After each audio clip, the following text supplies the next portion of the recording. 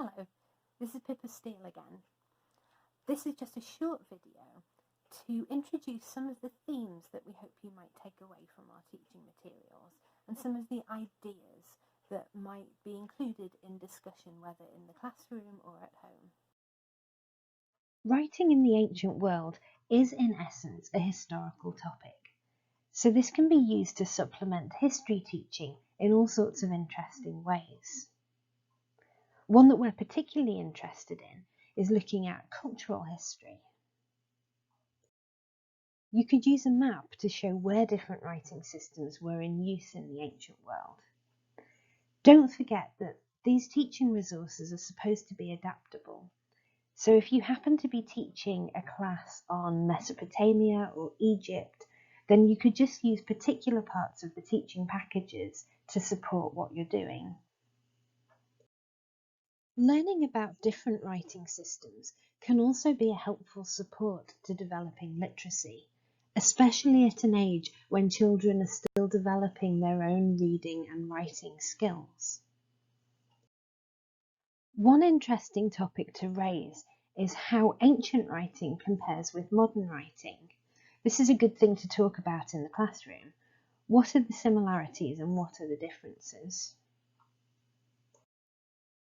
Writing often involves turning spoken language into something that is visual and tangible. That can often involve breaking down the language into units, usually sound units, and then representing them with visual symbols. It's certainly appropriate to think in terms of codes, encoding and decoding. One activity you could try in the classroom is to try writing coded messages in one or more ancient writing systems. Then you can practice both encoding, so how do you turn this piece of language into a visual coded message, and also decoding, so how do you understand what is written in that piece of writing? It can be helpful to begin by trying to write your name in a given ancient writing system. Try to do this phonetically, so break down your name into sounds rather than thinking about how you usually spell it. What you will often find is that a given ancient writing system doesn't necessarily have signs for all of the sounds that you might want to represent. That's actually quite an interesting topic for discussion because it relates to the different sound structures that different languages have. Some languages have sounds that others don't, and that means that their writing system will have signs just for the ones that that particular language usually uses.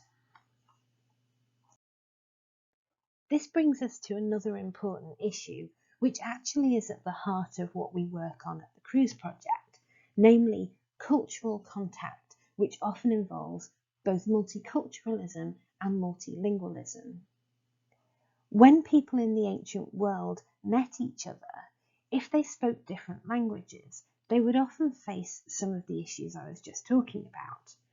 So if you try to write a name that comes from one language tradition in a writing system that belongs to a different language tradition, you will often find that you have to make compromises and come up with different strategies for representing the sounds of that name in the writing system you've chosen. This raises some very interesting issues that are just as relevant to the world today as they were to the ancient world. In the ancient world, people speaking different languages with different cultural experiences and ideas would move around, they would communicate with each other, and that meant that the ancient world was very mobile and very cosmopolitan. Now that might very well remind you of the world today. In fact, you may be teaching a class that is diverse in terms of cultural backgrounds and languages spoken. It's also important to remember that features like language are often latched onto as a part of someone's personal or cultural identity. That was no less true in the ancient world than it is today. And because writing is a way of visually representing language, that means that it plays a role in identity too. Those visual aspects of writing are certainly worth reflecting on. People in the ancient world didn't only write on papyrus or parchment or pieces of wood. They also wrote on walls, they wrote on statues, they wrote on pieces of pottery. Writing could be a decorative act just as much as a communicative one.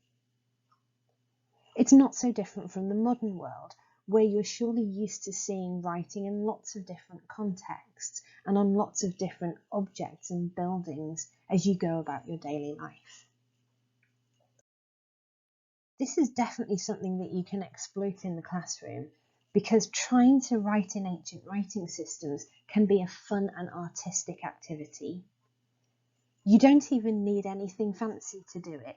Use paint or felt tips and pieces of paper to make your ancient inscriptions artistic.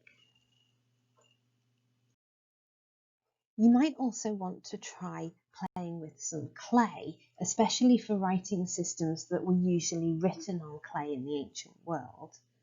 This makes a fun activity too. But don't worry if modelling clay is too expensive or if you can't get hold of it. You could equally use plasticine, which is just as much fun and has the benefit of being reusable afterwards.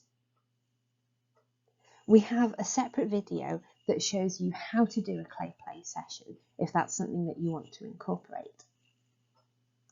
Thank you very much for listening, and don't forget that our teaching resources are intended to be adaptable.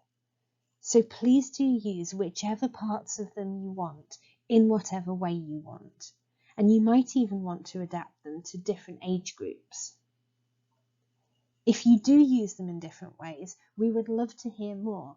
Please feel free to contact us at any time.